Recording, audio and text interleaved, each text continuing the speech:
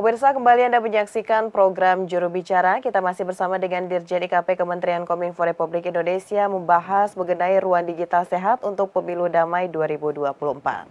Dan tentu seperti yang Bapak sampaikan tadi, dari Bawaslu juga telah memberikan prediksi begitu Pak, bahwa puncak hoax pemilu 2024 ini akan terjadi pada bulan Januari 2024.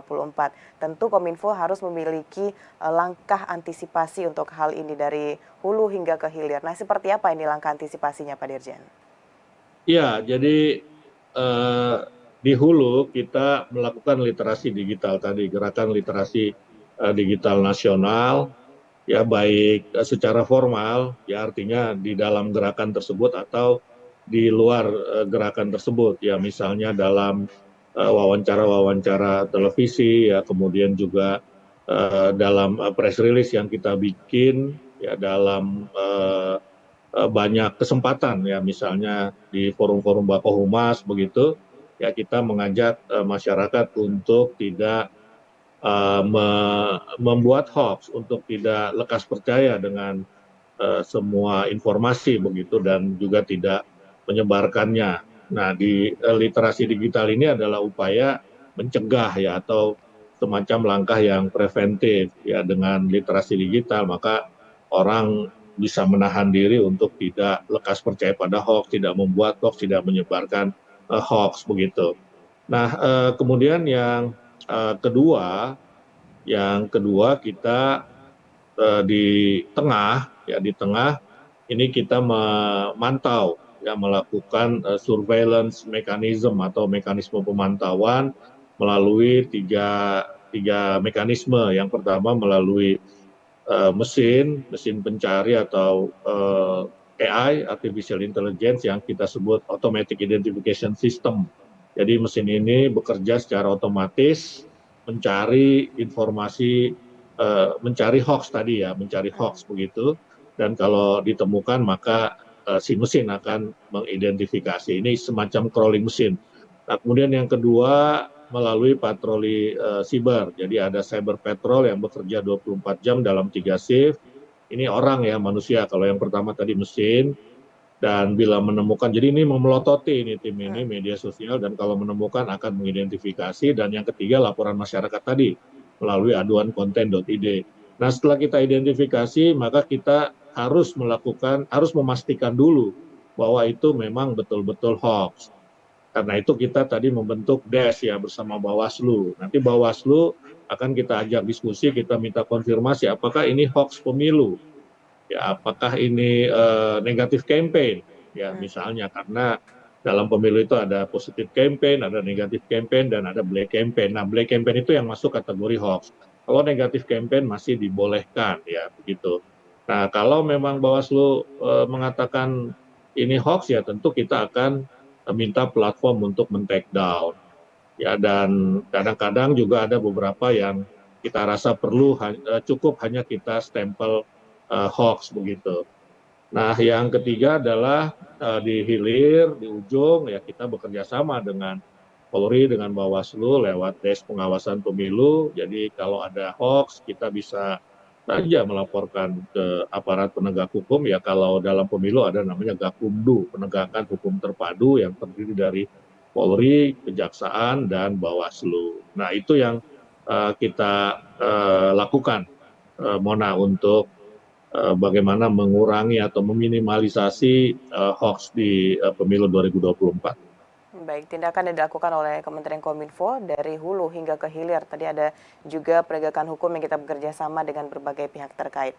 Pak Dirjen, di sini tentu kita mengetahui bahwa perkembangan teknologi ini memiliki dua sisi. Yang pertama, teknologi dapat meningkatkan literasi juga kepada masyarakat dan menyukseskan pemilu serentak 2024. Namun di sisi lainnya, teknologi ini bisa menjadi ancaman juga untuk pelaksanaan pemilu 2024, Pak Dirjen. Nah, apalagi saat ini adanya teknologi AI, dan teknologi AI ini juga digunakan oleh pihak-pihak yang tidak bertanggung jawab untuk menghasilkan informasi yang hoax tadi. Apa langkah antisipasi yang dilakukan oleh Kominfo terkait dengan hal ini, Pak Dirjen? Iya, memang sejak munculnya teknologi digital atau media sosial, ini ada pertandingan ya, ada pertandingan, persaingan kompetisi antara demokrasi dengan teknologi begitu. Ya. Dalam beberapa kasus pemilu di negara lain, demokrasi kalah oleh teknologi. Contohnya di Amerika pada 2016 begitu. Keterpilihan Donald Trump yang salah satu hasil dari penggunaan teknologi digital, penyalahgunaan teknologi digital dengan menyebarkan hoax itu sebagai apa ya, bukti ya bahwa demokrasi itu dikalahkan oleh teknologi. Nah, tentu kita tidak menginginkan itu ya, demokrasi jangan boleh kalah oleh teknologi. Ya, karena itu kita memang harus menyiapkan berbagai langkah. Nah, langkah yang paling baik adalah melalui regulasi. Ya, melalui regulasi. Kita punya payung regulasi besar walaupun belum spesifik menyangkut AI, yakni Undang-Undang ITE begitu. Undang-Undang ITE ini bisa kita gunakan ya, seperti tadi bagaimana pengawasan hoax, moderasi konten oleh platform itu juga bagian dari Undang-Undang ITE begitu. Nah, regulasi ini penting juga ya dibuat oleh penyelenggara pemilu yakni KPU.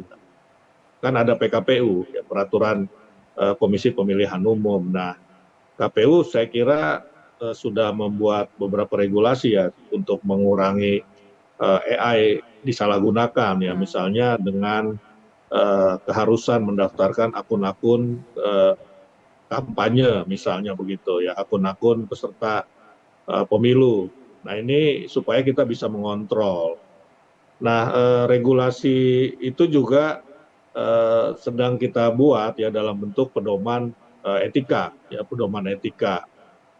Kita berharap ya bisa cepat dalam bisa selesai dalam waktu dekat sehingga bisa dijadikan pedoman untuk mengurangi penyalahgunaan AI dalam pemilu begitu. Nah, yang lain lagi kita juga melakukan pendekatan-pendekatan dengan platform ya. Misalnya kita mengajak platform ya untuk bagaimana mereka juga membuat teknologi yang bisa mencegah, kalau mungkin ya saya kira bisa itu teknologi yang diciptakan untuk mencegah penyalahgunaan AI di media sosial, atau paling tidak ada teknologi, ada aplikasi yang bisa secara cepat mengidentifikasi satu informasi apakah eh, hoax atau deepfake ya. Sekarang ini yang diwaspadai adalah penggunaan deepfake. Ya, deepfake itu ya contohnya seperti baru-baru ini eh, Presiden Jokowi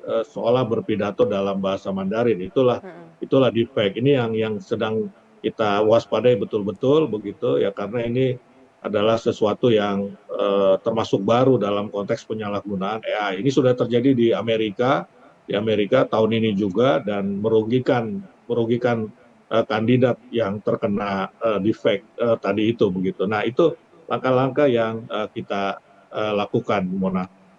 Baik, meskipun saat ini belum ada regulasi yang spesifik begitu Pak yang mengatur mengenai pelanggaran yang dilakukan melalui AI tersebut, tapi kita bisa memanfaatkan Undang-Undang ITE yang saat ini sedang ada untuk bisa meminimalisir terjadinya pelanggaran di ruang digital terkait dengan penyelenggaraan pemilu 2024.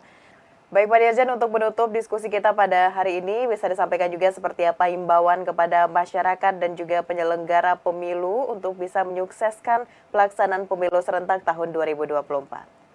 Ya, yang pertama tentu kita mengajak masyarakat untuk berpartisipasi, datang ke TPS dan mencoblos pada 14 Februari 2024.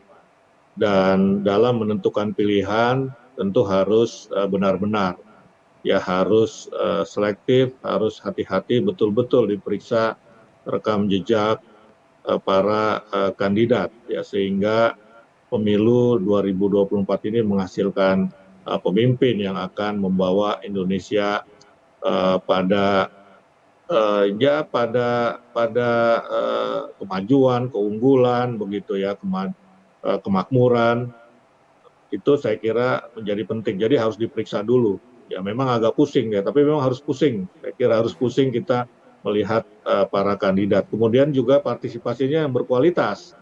Ya jangan sampai seperti di pemilu 2019. Jadi dari 82% partisipasi politik, jadi ada 11% yang suaranya tidak sah. Ya, karena itu mari kita pelajari bagaimana cara kita berpartisipasi, cara mencoblos yang benar supaya suara kita sah begitu, supaya suara kita tidak sia-sia. Nah, yang kedua kita ingin partisipasi pemilu yang natural begitu, yang alami, bukan yang dimobilisasi, misalnya terutama ya dimobilisasi oleh uang. Ya, karena itu kita senantiasa melakukan kampanye anti politik uang. Dan yang ketiga ya tadi anti hoax ya, jangan kita menyebarkan hoax karena itu sedikit banyaknya akan mengganggu kedamaian pemilu. Nah, yang keempat juga ya jangan menggunakan sara ya, apalagi untuk menyerang lawan-lawan politik. Ya, ini saya kira juga akan mengganggu pemilu kita yang damai tadi itu. Dan yang keempat tentu kalau ada persoalan-persoalan ya salurkan ke ranah hukum. Ya, ke ranah hukum, jangan ditanggulangi sendiri atau kalau istilahnya main hakim sendiri, kira-kira seperti itu. Baik. Terima kasih Pak Dirjen sudah memberikan informasi dan juga himbauannya kepada masyarakat untuk bisa menyukseskan pemilu serentak 2024. Dan terima kasih juga bagi penonton yang sedang menyaksikan dialog juru bicara kali ini. Terima kasih Pak Dirjen, selamat melanjutkan aktivitas. Terima kasih. Dan pemirsa, itulah dialog kita dalam program Juru Bicara bersama dengan Dirjen IKP Kementerian Kominfo Republik Indonesia. Saya Mona Azhari Nisak mengucapkan terima kasih atas partisipasi Anda. Sampai jumpa.